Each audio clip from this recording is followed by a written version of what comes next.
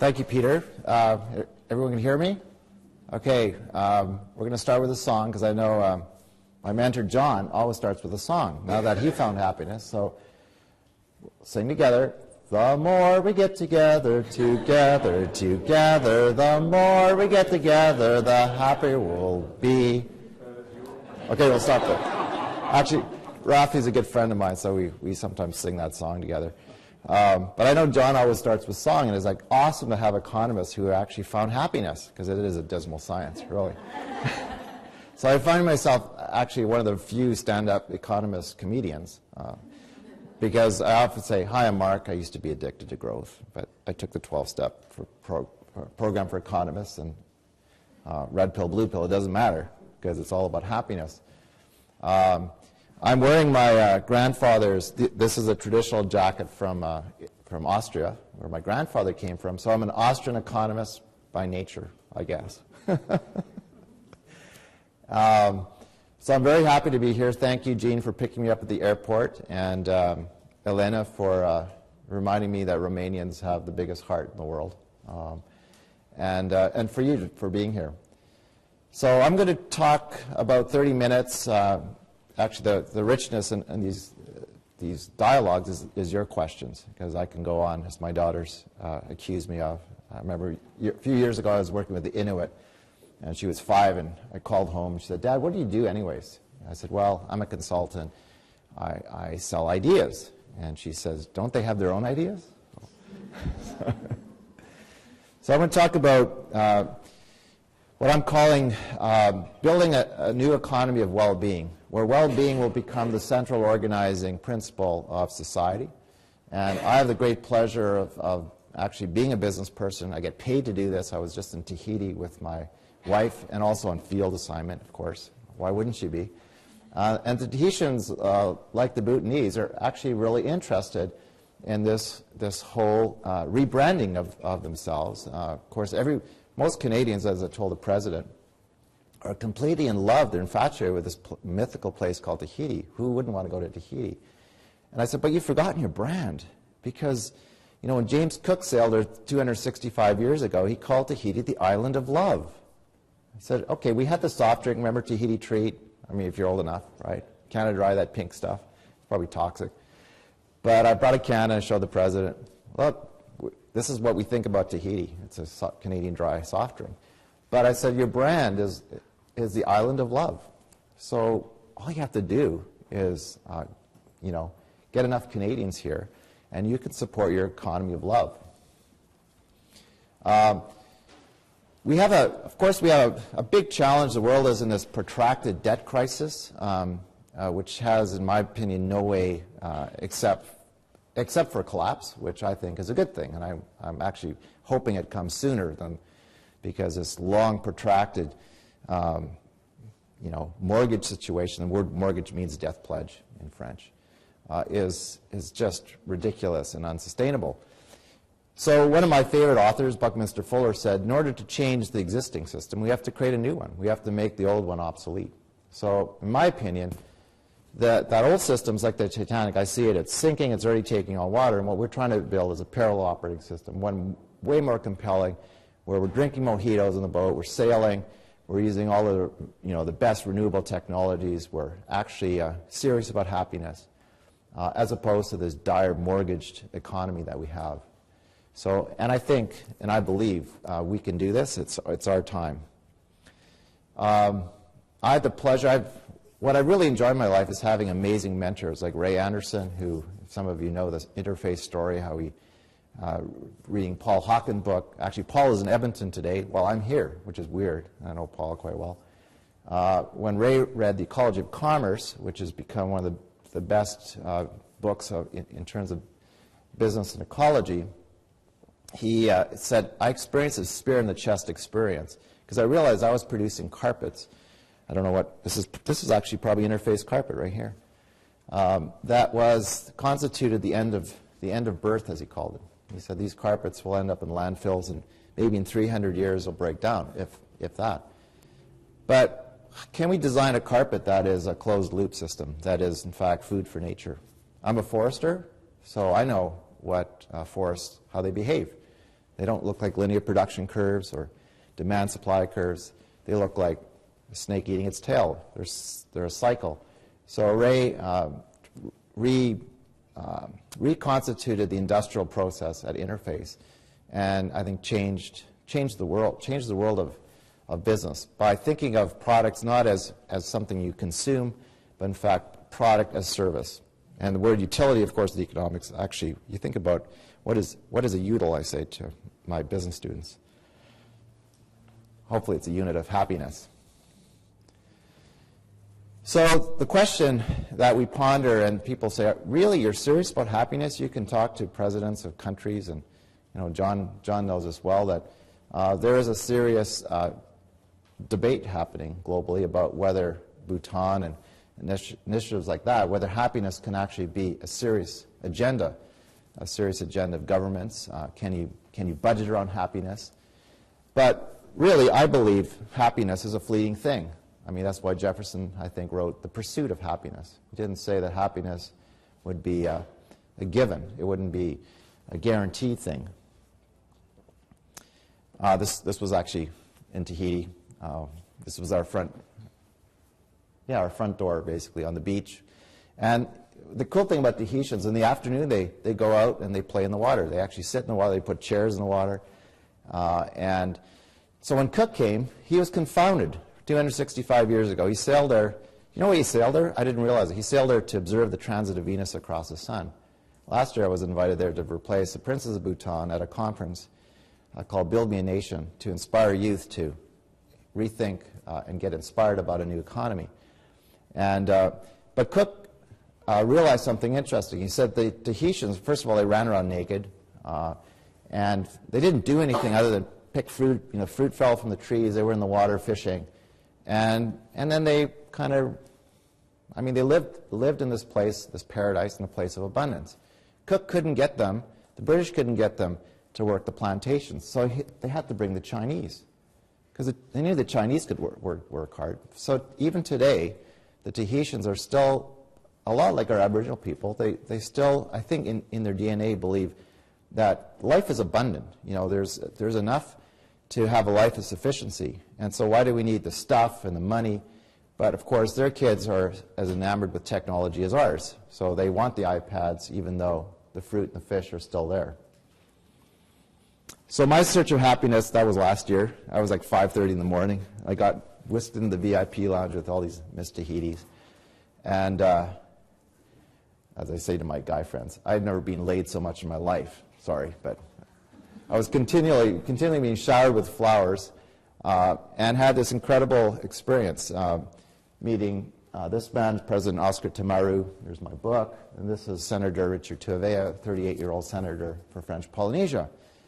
Now, Tahiti has an interesting legacy, colonized by the French, and they're still colonized in their minds, I believe. They've had the French nuclear testing legacy, so they have enormous ecological liability that they have to deal with, and a dominant country that still dominates them like a child. So, interesting challenge for trying to build an economie de bonheur. But I do have the pleasure of, I'm working with the senator now to experiment with designing or developing the first community of well-being in his community, Ottawa.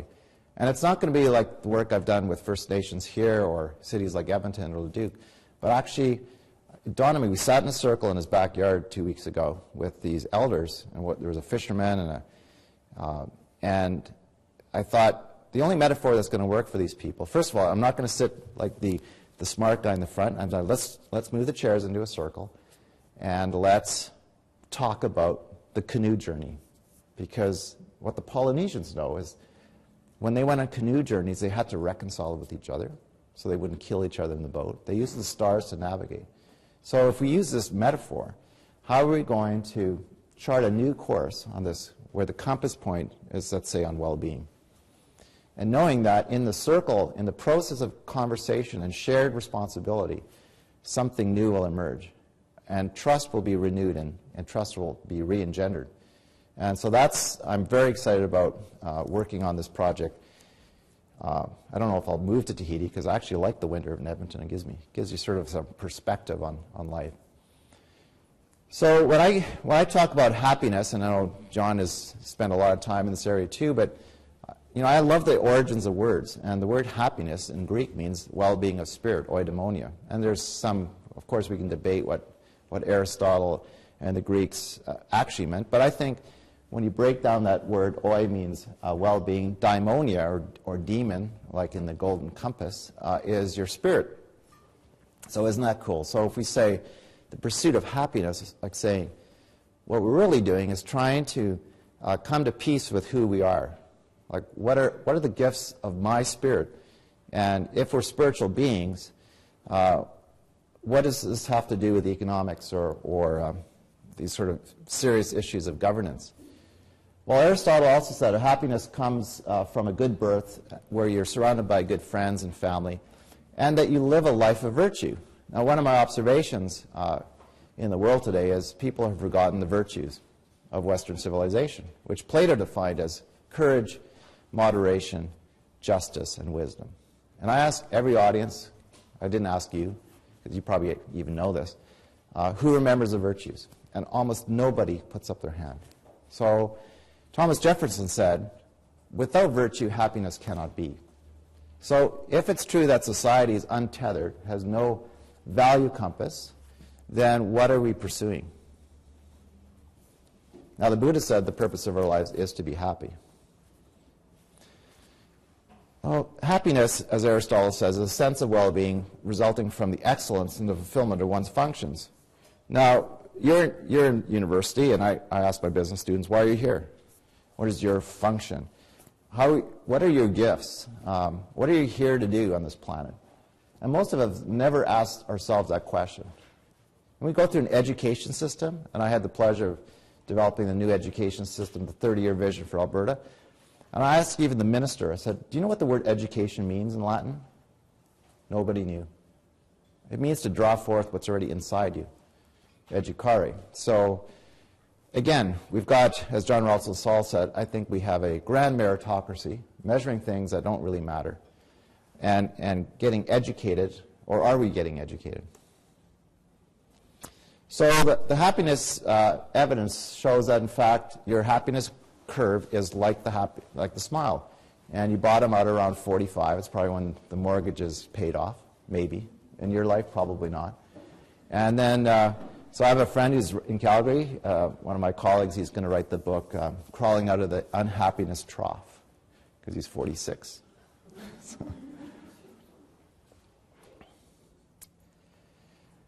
So as John and others who are researching this, the evidence, like happier people tend to live longer. There's lots of evidence that, if you have a happy attitude, you're more fulfilled. And one of the key parts of happiness, of course, like we just sang the song, is to be in a relationship with each other. So here's Jefferson. I mean, these guys wrote about it a long time ago. I love that utility is a test of virtue, and that without virtue, happiness cannot be, he said. Well, the Dalai Lama has weighed in on this as well, and he says we need an economic system that enables the pursuit of true happiness. In fact, that's what I believe the economy should be about, cultivating happiness. And Bhutan, John just told me he's no longer the Prime Minister, but John and I were together last April with the Bhutanese in New York, talking about how we can advance the small Buddhist kingdom's vision of a new economy of well-being and happiness. But I always think, gosh, what if Mr. Harper, who's an economist, would actually stand up and say, my role is to help create conditions that help our people find happiness. That'd be kind of cool. So if we're spiritual beings, as Al flew at me a while ago, what are the gifts of our spirit? And I have the pleasure of working with First Nations people, so I'm kind of steeped in their understanding of the person and the four aspects of the person. And in the indigenous understanding of a person, we're constructed of four aspects. Now, this is like your compass. Spiritual, to the east, mental, physical, and emotional. Now, the medicine wheel is, when I worked with the Inuit, the elder said, I said, if we have high teen suicide, what's going on here? What's happening with the medicine wheel? He said, the elder said, there's an imbalance in the spiritual side of the youth. The interesting thing about the medicine wheel, the crosshairs are on what's called volition or free will. And that medicine wheel rotates clockwise through time. Whether that means anything or not, I'm not sure. But on my book cover, the Fibonacci sequence is portrayed on the book cover. It's the basis of double-entry bookkeeping 500 years ago. So you see, there's all of these things that probably you never learned in math, right? Did you learn that Luca Pacioli and Leonardo da Vinci designed the double-entry bookkeeping system based on the Fibonacci sequence? So debits equals credit. And how about the Taoist understanding of work with China? So not only do we have 4, but in Taoism we have 8. And 8 is the number of harmony. So all of these numbers, they mean something. Now, the happiness algorithm looks like this. This is based on psychologists. None of this is original. I'm not properly referencing people either, because I don't think there's anything original under the sun anyways.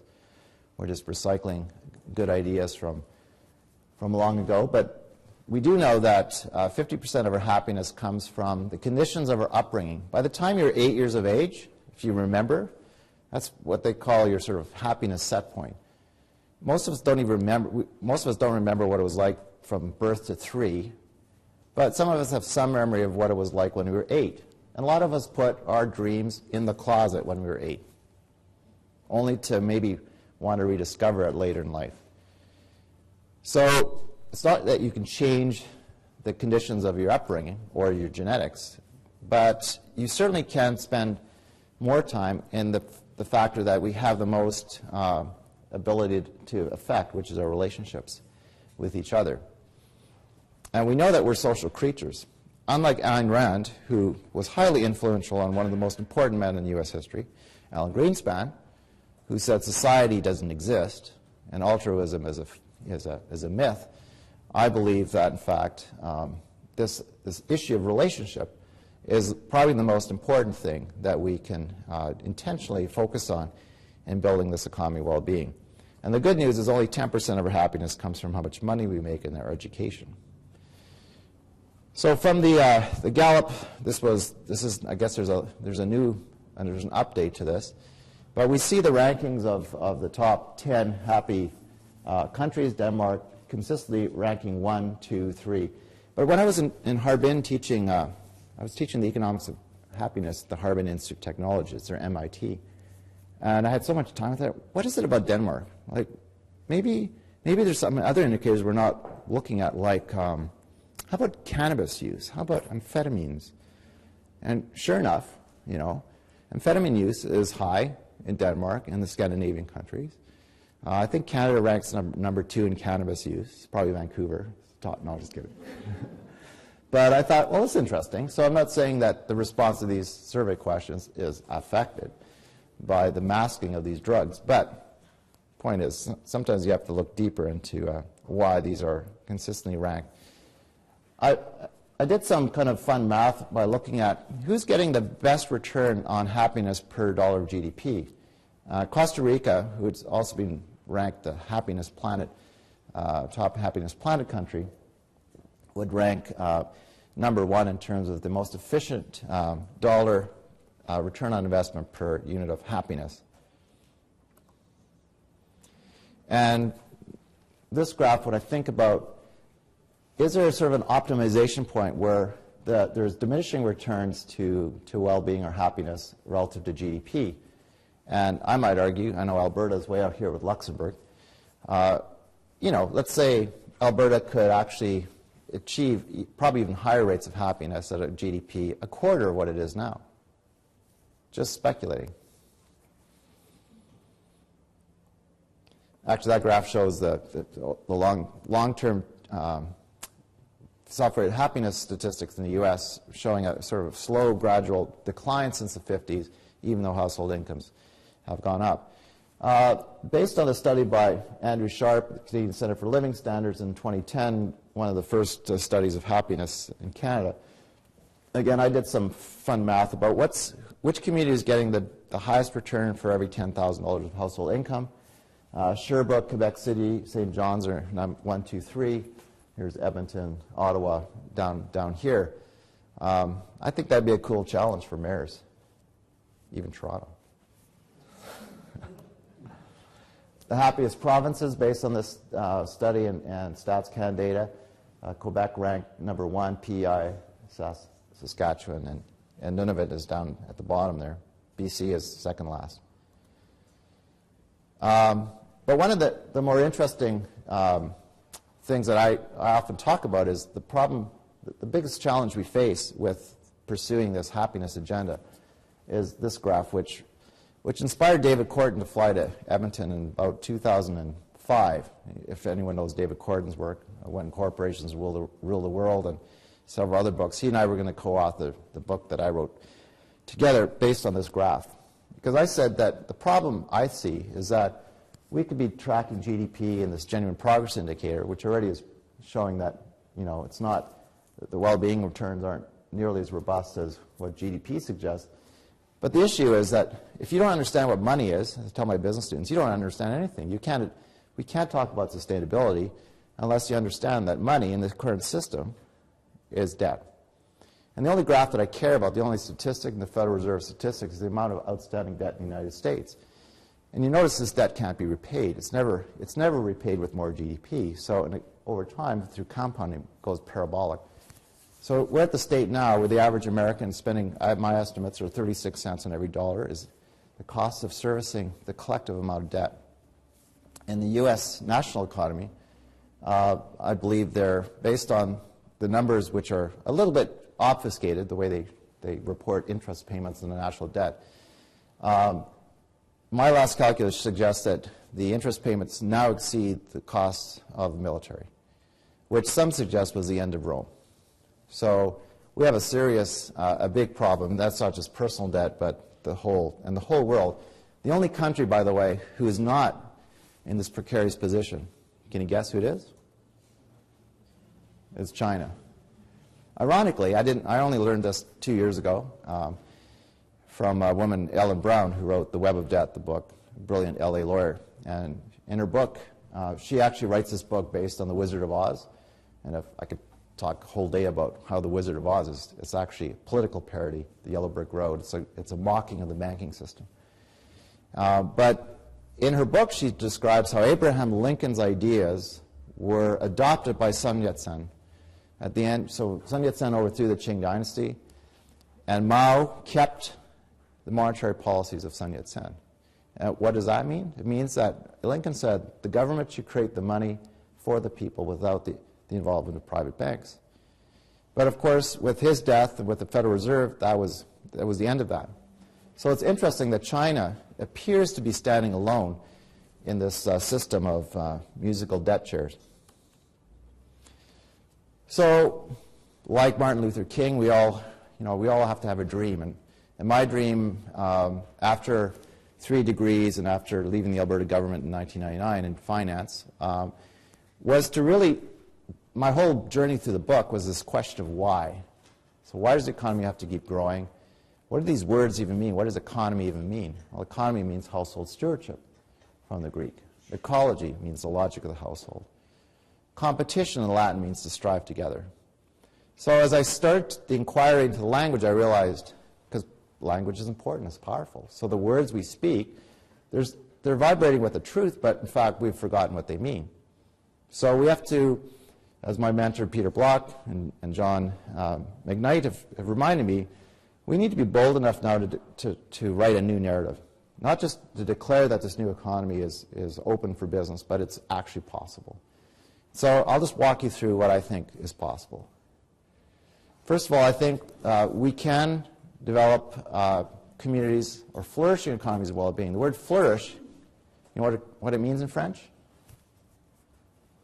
No. What does it mean?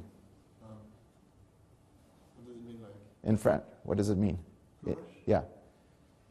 Like the flowers? Like That's right, to flower, to blossom, right? So I didn't know this, but I've been converting my Excel spreadsheets into flower graphs for a long time, because I think that's the way we need to portray data. So it's good that flourish means to flower. And the word well-being is a really important word. My inspiration for a lot of this work came when I was at Alberta Finance or Treasury. In my little Dilbert cubicle, I was reading about the genuine progress indicator, which I dreamed that I one day could actually work on. I had the joy of actually updating the U.S. Genuine Progress Indicator in 1999. But it was Bobby Kennedy who was the only politician who critiqued the gross national product, or GDP, saying that, it measures all these things that, like car crashes and divorce and, environmental cleanup. And these expenditures, which you'd think would be sort of regrettable expenditures, but they all get added up, and they amount to this thing called GDP. Well, then you ask, well, where did the GDP come from? What's its story? Well, my understanding, it came as a result of World War II, where Keynes and Churchill and these guys, they needed a way of taxing the British people for the war effort. So they needed a way of counting the money circulating in the economy. So GDP is a way of doing that. But like income taxes, which were introduced in World War I would say the war is over, and we're still using this metric. So why is that? And as an accountant, I realized, as a former chartered accountant, that GDP is like a flawed income statement. But the truth is, a company like Coca-Cola couldn't operate without a balance sheet. If it didn't know the value of its brand, it probably wouldn't be trading on Wall Street. But the truth is that we run our countries without a balance sheet. You know why that's important? Because you don't know, in the public accounts, you write off a hospital or bridge at $1. You don't count the value of the forest or the wetland or the human capital. So there's no balance sheet. That doesn't make any sense. That's a violation of basic accounting. So Kennedy was just scratching the surface when he said, this measure measures everything except that which makes life worthwhile. Now, one of the most interesting words, of course, is the word wealth. And I went through the entire wealth of nations. Fortunately, now because it's in PDF, you can actually search and see, did Adam Smith ever define the word wealth in this incredible book? Now, he wrote another book, which is actually more important, called The Theory of Moral Sentiment. But lo and behold, he never defined the word wealth, at least according to the Old English. And I claim that's because he was Scottish. He couldn't admit that the Brits had it right. Now, the word wealth means the conditions of well-being. Weal means well-being, and the letters TH means the conditions of something. So that's why it's a close cousin to the word health. So I reason that if that's true, then we can redefine wealth. If we can redefine progress and think about an option to GDP, we can also think about wealth redefined and actually establish a true balance sheet that would guide municipalities and nations. And there's that word competition. My business students are always messed up when I say, look, it means to strive together. I know you've taken 4 years of finance and accounting, but what does it mean if we cooperate? What does it mean when we share our resources like Emilia-Romagna in Italy? And the word value, one of Kama's favorite words, actually means to be strong or worthy. So wealth will be redefined in terms of well-being. The company we formed last year, a few my colleagues, I've been running alone for a long time. It's kind of lonely out there sometimes when you're trying to speak against, or not against, actually just try to raise the level of conversation beyond just focusing on material things. A few people came to me and said, we should start this company. So we formed Genuine Wealth. And the logo is based on the 5 capitals, I call the 5 capitals of genuine wealth: human, social, natural, built, and financial capital. And they're all in harmony with each other. Now, this model is based on, it's different. Actually, the 5 capital model, it was something that I read about back in 1999 even. It came out of the UK, an idea. I thought, well, it makes a lot of sense. You could add a few more capitals if you want, but basically you have these 5 forms of capital, social capital being that relational capital. That's probably the most interesting and complex. But it has to be rooted in virtue. This tree, of course, a forest, this tree has to be rooted in virtue, and values have to guide decision-making as to, are we optimizing the well-being of those 5 asset classes. Now here's Luca Pacioli, the father of accounting, and self-portrait of Leonardo.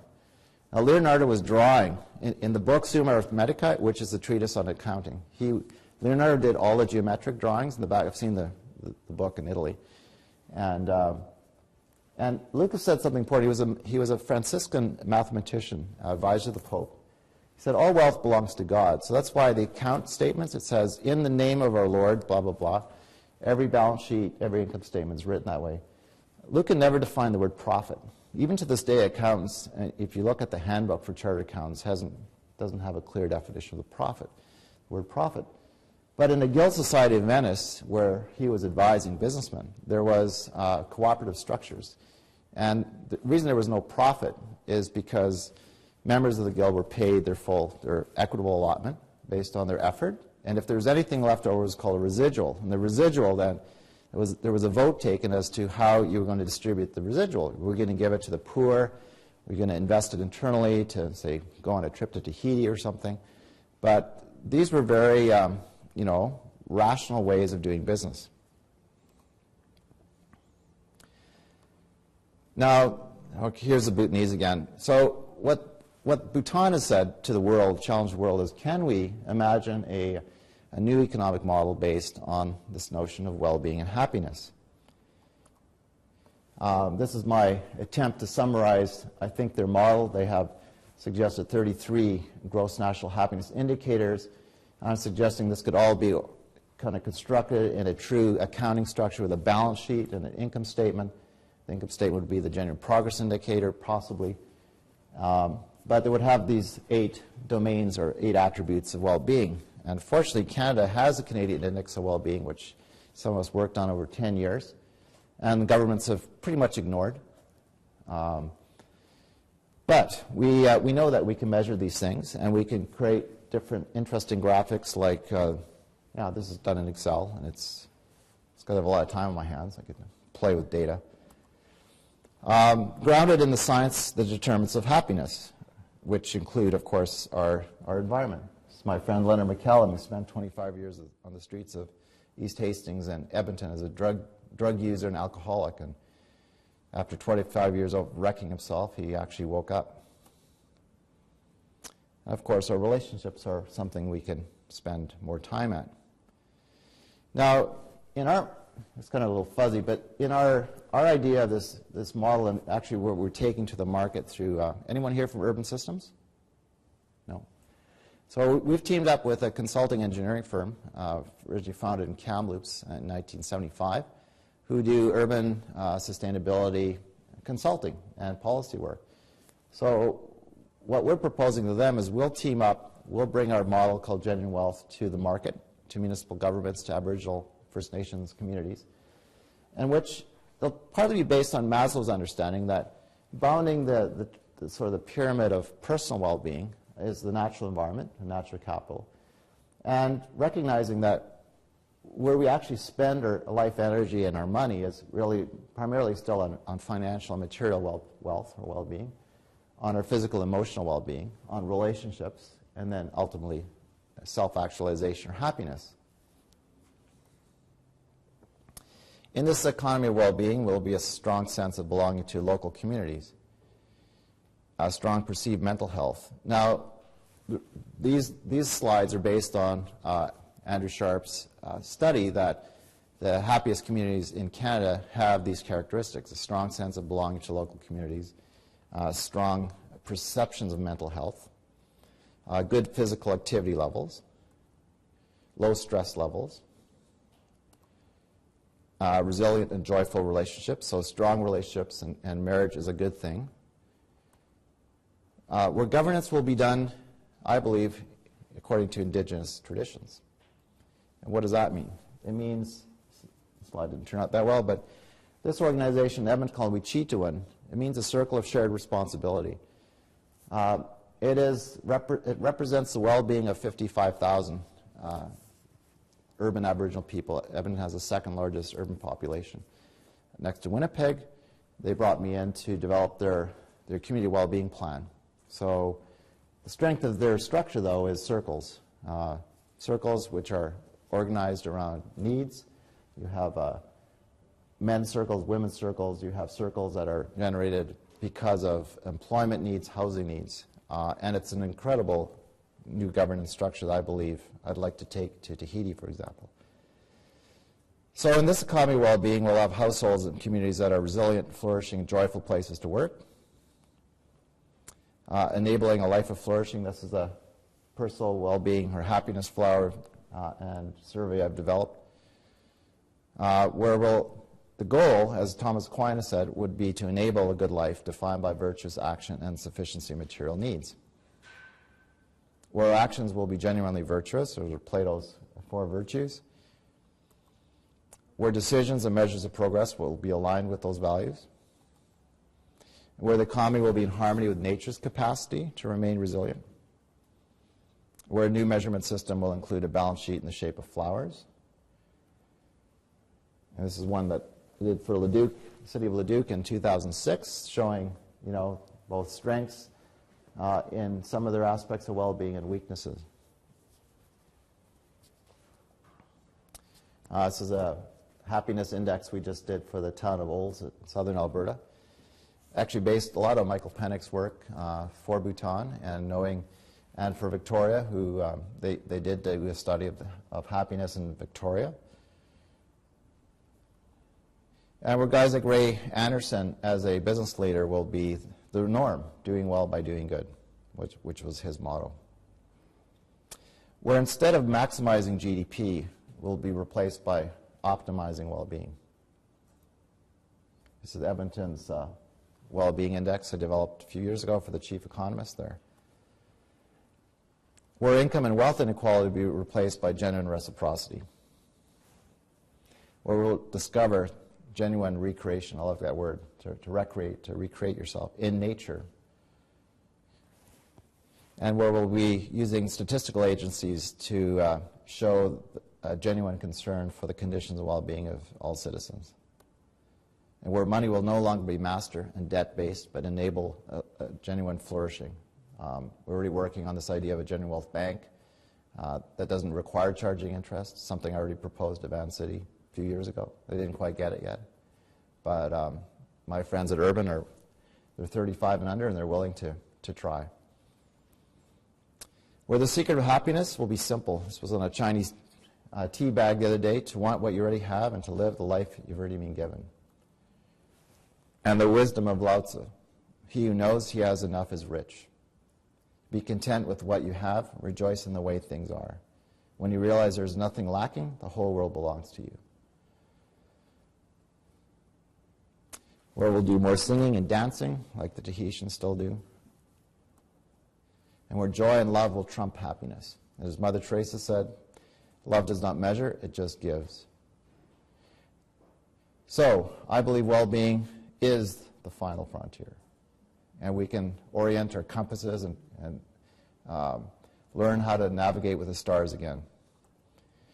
I'll give the last word to John Maynard Keynes, who said on his deathbed, if I had to do it all over again, I would have drunk more champagne. So thank you.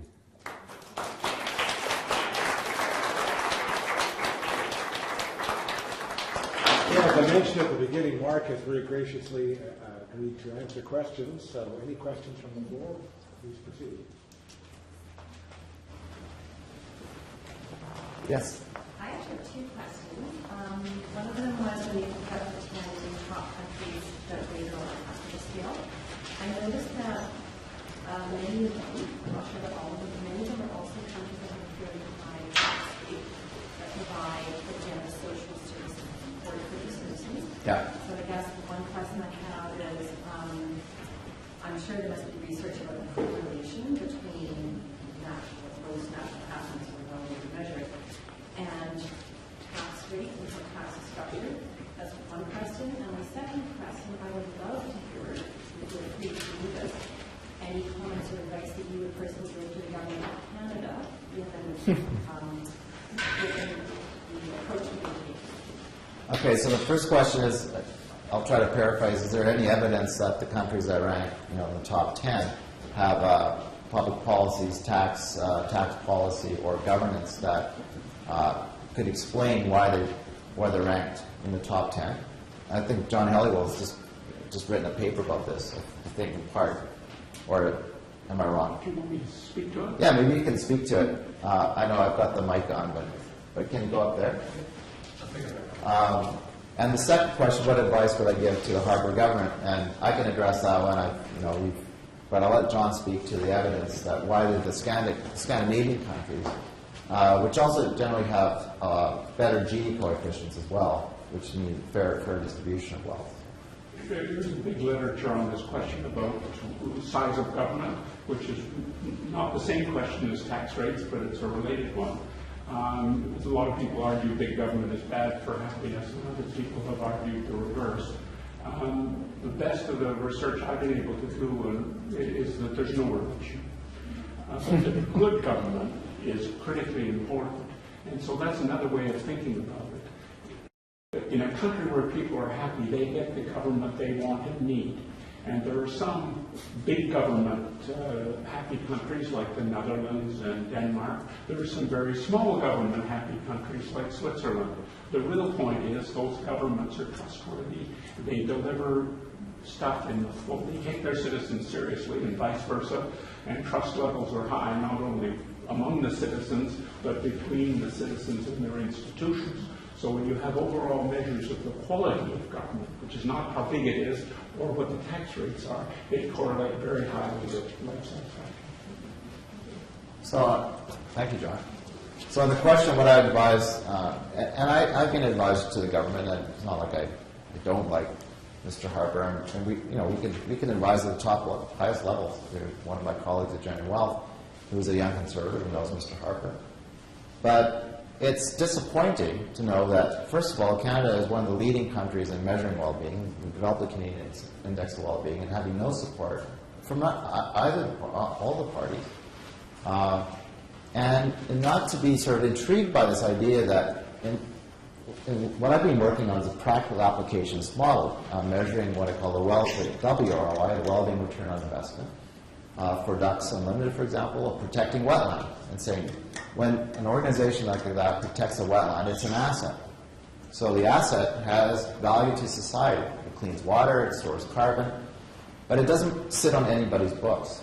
Even though Stats Canada does collect, they keep natural capital counts, there's still no official balance sheet to guide this country. So why would an economist, prime minister, and Treasury Board be kind of intrigued by, gee, if we just develop a prototype balance sheet and think about maintaining the integrity of those assets, which we're rich in, we could close our borders, we'd be fine, we wouldn't have to export anything. Not that we have to do that, but the point is we would have an incredible appreciation of the richness of our assets. And then we could design a perfect steady state, sustainable economy with, we might not export any of our oil and gas, right? But at least Canadians would have an appreciation of the fact that we are asset rich, and that we have responsibility to the world. I mean, we have more ecological capacity, even though people talk about the ecological footprint of Canada, we have double the ecological capacity relative to their footprint. So again, we're in this kind of enormously privileged place of abundance, and we're not even doing a proper celebration of it. And we're lousy managers. How can you run anything without a balance sheet? And so this is the thing I'm trying to compel. And I've just done a project for the BC Construction Association, who accelerates immigrant or people on income assistance into the labor force in northern BC. And I've just shown them, we just released a study last week in Victoria, saying it takes 10 months for that government dollar, whether it's federal or provincial, to come back in the form of taxes paid on increment in salaries. Plus you're getting, the sprinkles on the cake are greater dignity, better family life, less stress, all of these things are but at the very, very least, you get this financial return, which is impressive. So this is the kind of thing I'm trying to encourage, as a former advisor to Alberta government, to think, this isn't voodoo economics, this is just practical, good management. So hopefully, one day, Mr. Flaherty will go, come to Ottawa, give us a little briefing on this crazy idea. And that's why I think happiness can be a serious discipline within economics. Because my point is, we can actually design for well-being in mind and budget accordingly. Along the same lines, do you believe that if we could focus people's attention away from being unhappy and thinking about what they don't have? Because you're right, we live in an amazingly rich country full of natural wonders, just like outside, and no one really focuses on that. They're always thinking about mostly negative aspects in their life. Yeah. how do you think we can redirect people's attention to what really matters and what's really valuable, and make them aware that they have every right and they have, and they really must be happy living in this particular country. Well, I mean, I think the hardest thing, I could talk about my own personal life. When I was 42, I retired. What did that mean? I mean, I was debt-free, I was mortgage-free. And but I can't legitimately stand up and say, you should follow my life. You should follow, because actually I make less than I did when I left government. I'm happier. I'm free. I am my own boss. My wife and I work at home. We're independent business. All these things. We walk our kids to school. We don't spend, like in Vancouver, what's the ratio of household income to housing prices? Like, it's crazy, right? But we're all responsible for it. We created these conditions. So it's hard to compel someone to live simply. I just listened to Dave Shelton, The Wealthy Barber, right? The author. He wrote that book when he was 28, I think 25 years ago, and he's back. He goes, I couldn't believe that I actually have to reissue this book and remind people there's simple ways of just saying, living within your means, spending less than you make, putting aside the value of 2 lattes a day at Starbucks in your savings account, right? Simple things. And yet people, we have free will, we don't choose to do that. Or we wake up, we choose not to celebrate what we have. Like, a lot of this stuff is such common sense, but the challenge is, and particularly when, we are mortgaged, students are graduating with enormous, ridiculous amounts of debt, which I always tell campuses, what if you all refused to pay your student loans? What would happen? You'd call the bluff in the matrix, right? They wouldn't put you all in jail. It would be over, right? So, but we don't have the courage to do that. We're so all about being a responsible citizen, all these things. So, these things are, it comes down to individual volition, right? Well, I noticed in one of your equations, happiness, 50% was that your genetics and your upbringing. My daughter has a theory that we should actually sterilize every human being that's born, and that they must prove that they're just minimally sane and competent before they can then get that reversed in order to have children. Because a lot of the despair and the issues in today's world are caused from people who really aren't capable of raising children, having a lot, having the resources or the mental health to actually, create human beings that will function and be a part of society. Yeah. I just know, for me, there's some simple truths. The truth is abundance, right? Nature teaches us abundance. And yet we live in this lie of scarcity. Why do we believe that the future is scary and there's scarcity? And my argument is because the money system itself has socialized us to believe that. We discount the future. In the Middle Ages, they didn't discount they used demurrage, they used negative interest rates in their net present value calculus, so they built cathedrals that took 200 years to build because they appreciated the future value of that building. We would never plant a tree. There's no point planting a tree in Alberta. It takes 100 years to grow because the discounted value is 0, right? So it doesn't make any sense, even though the tree is contributing something. So the whole thing is like, it's crazy, it's messed up. But we created it, and we live in it, and we've been socialized into it. And we haven't taught our kids even about these basic things. So, again, I would say we're all responsible. The only thing I can do is maybe encourage my neighbor to think differently, to say, hey, living frugally is really cool, and it's better for you. Not that, not that I have to compel someone to believe that, like Dave Shelton says. Look, it works, But again, in Alberta, oh my goodness, what a tough sell. Like you're a 19-year-old, you go up to Fort McMurray, you're making $100,000 like that, right? And they say in Alberta the reason there's so many pickup trucks is because it just falls from the skies into the back of your truck, right? And you're going to stand up and tell a 19-year-old to live frugally, right? So we have some challenges, but any other questions? Yeah. Does the structure of the educational system fit somewhere in your plan to design a parallel functioning economic system? Yes. Yeah. I mean, I do believe John Wilson Saul's right. If you actually study the history of the education system, it goes back to the fencing of the commons, right? The Industrial Revolution. Why? Because he had to get those people who were raising sheep and their kids working in the factories. Why do we put kids on bell curves? Think about that. It's crazy, right? I don't put my students on bell curves. That's because I have small classes, 15 students. And I said, the dean's not going to fire me. Look, just show up to class, contribute. I will rate you based on your involvement, but I don't care about your marks. I really don't. I know that may be important to you. So the whole thing is gamed towards, I say, isn't it funny, at the point where your happiness starts to fall, like at puberty, we start getting examined. Who is it? Anyway, so that I think that the challenge is rethinking the whole education. So if education means to draw forth what's within you, when did you ever have a conversation in high school or university about what your peers think you're best at doing, right? To recognize the gifts that are inside you. I never did. I have 3 degrees. I still didn't know what I was supposed to do. So, yeah, we just have to rethink the whole basis of examinations, of bell curves and provincial achievement scores, and really at the heart of it is what am I here to do? What can I contribute most to this world to making it a better world? And hopefully we have the options of pursuing that dream. But unfortunately, the system's rigged. My daughter's in grade 12. She's super stressed, right? Because she's got to get 84%, so she can get into sciences, and it's like, wow. So.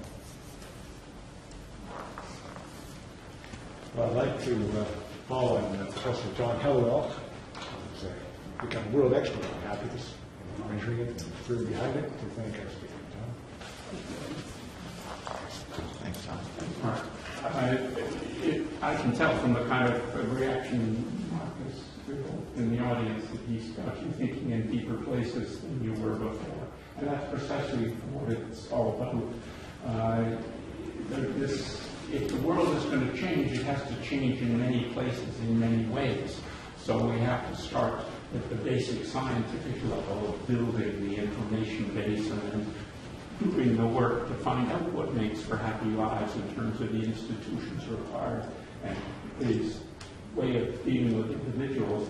But at the later stage, we need people doing exactly what Mark is doing now, just going from place to place and group to group, and sitting down with them together, thinking in these fundamental ways about how they could be living lives differently and looking after each other better and differently. And it's a long process.